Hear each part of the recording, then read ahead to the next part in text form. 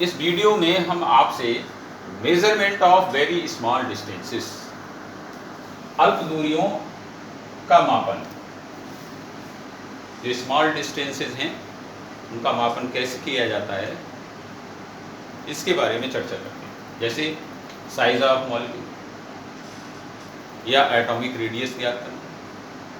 तो सबसे पहले हम देखेंगे estimation of size of molecule of oleic acid.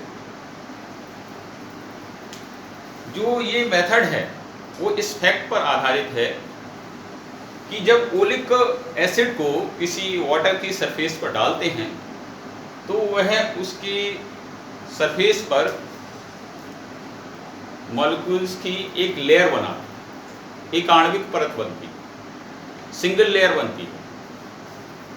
Oleic acid साबुन की भांति द्रव है और जिसके जो अणु का आकार है वो 10 की पावर -9 मीटर के ऑर्डर का होता है।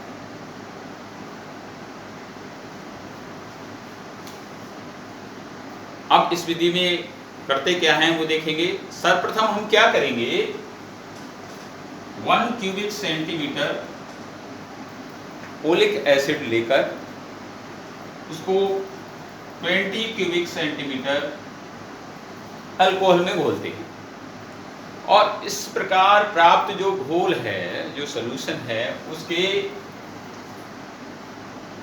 1 क्यूबिक सेंटीमीटर को पुनः 20 क्यूबिक सेंटीमीटर में घोलते हैं।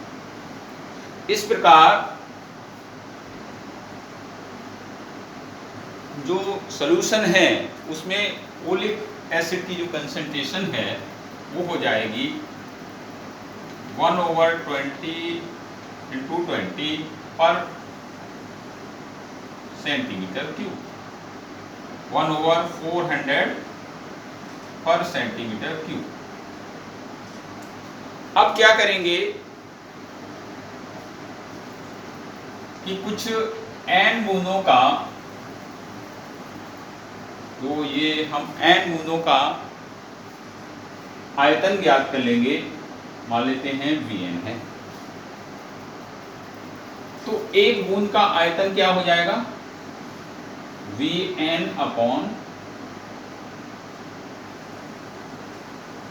हो जाएगा। अब क्या करेंगे इसके बाद, नेक्स्ट जो है, एक हम क्या करेंगे, एक बूंद का जो आयतन हमें ज्ञात हो गया Vn/n। अब एक बड़ा बर्तन लेकर उसमें वाटर लेंगे और उस वाटर की सरफेस पर ओलिक एसिड, वाटर की सरफेस से सबसे पहले हम क्या करेंगे, लाइकोपोडियम पाउडर उसकी सरफेस पर डाल देंगे। तो लाइकोपोडियम पाउडर उसकी सरफेस पर फैल जाएगा। अब स्मॉल n बूंदें हम लेंगे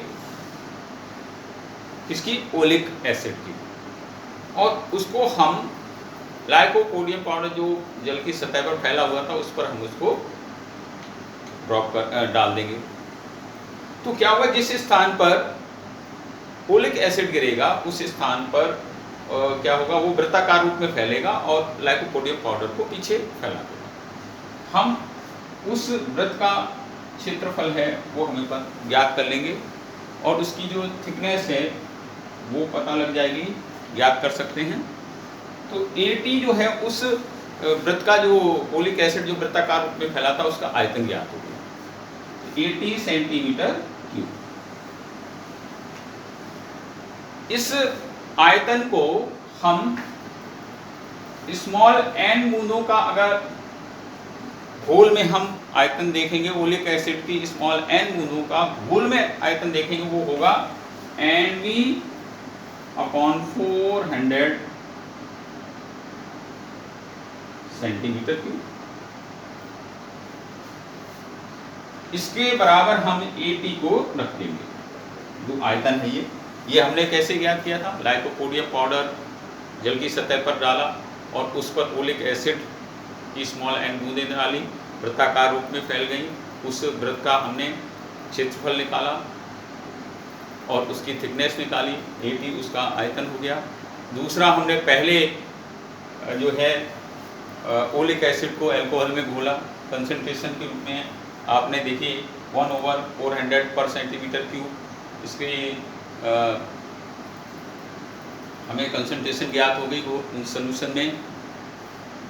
एन बूंदों का आयतन निकाल दिया, एक बूंद का आयतन Vn/n। तो इससे हमने ये भी जो आयतन कैलकुलेट कर लिया, जो उसमें अल्कोहल में जो घोला था, स्मॉल n बूंदों का ओलिक एसिड का जो हमने आयतन निकाल लिया। दोनों बराबर रख देंगे तो हमें क्या ज्ञात हो जाएगा, ये जो अणु का जो थिकनेस है उसका आकार है, क्योंकि एक आणविक परत बनती है तो हमें T ज्ञात हो जाएगा Nv/400A। इस फार्मूले से हम अणु के आकार को निकालेंगे। नेक्स्ट हम देखेंगे रेडियस निकालना, estimation of atomic radius by Avogadro hypothesis. Avogadro परिकल्पना से परमाणु की त्रिज्या ज्ञात। m ग्राम पदार्थ में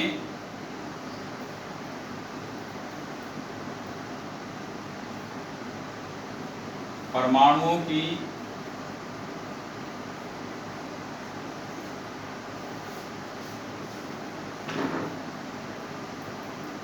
संख्या बराबर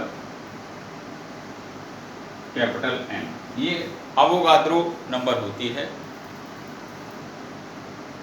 6.023 × 10⁻23। ये इसकी वैल्यू है।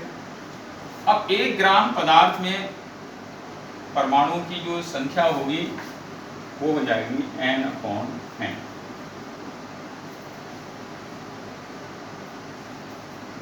यदि परमाणु की त्रिज्या स्मॉल r है तो इन परमाणुओं का जो आयतन होगा वो हो जाएगा VO =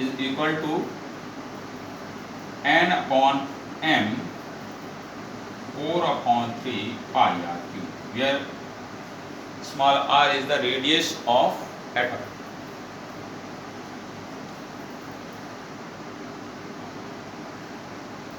अब अवोगाद्रो परिकल्पना ये कहती है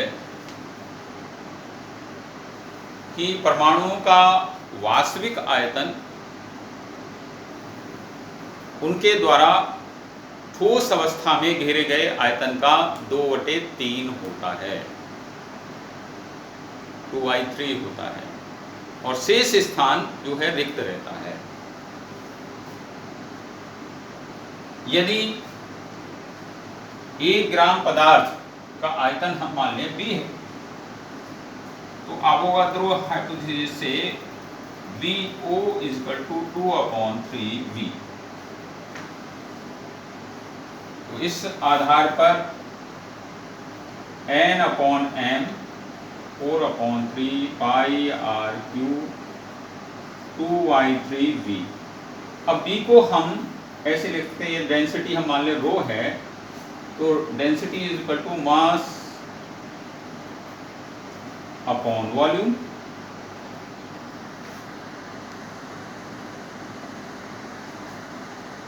तो मास है 1 ग्राम, तो V = 1/ρ। तो ये N/m 4/3 πr3 2/3 1/ρ।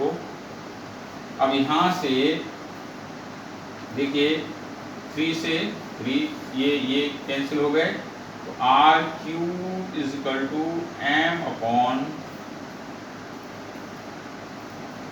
m/2πn ρ, या हम R = m/2πn ρ इस फार्मूले से हम एटॉमिक रेडियस को कैलकुलेट कर सकते हैं। धन्यवाद।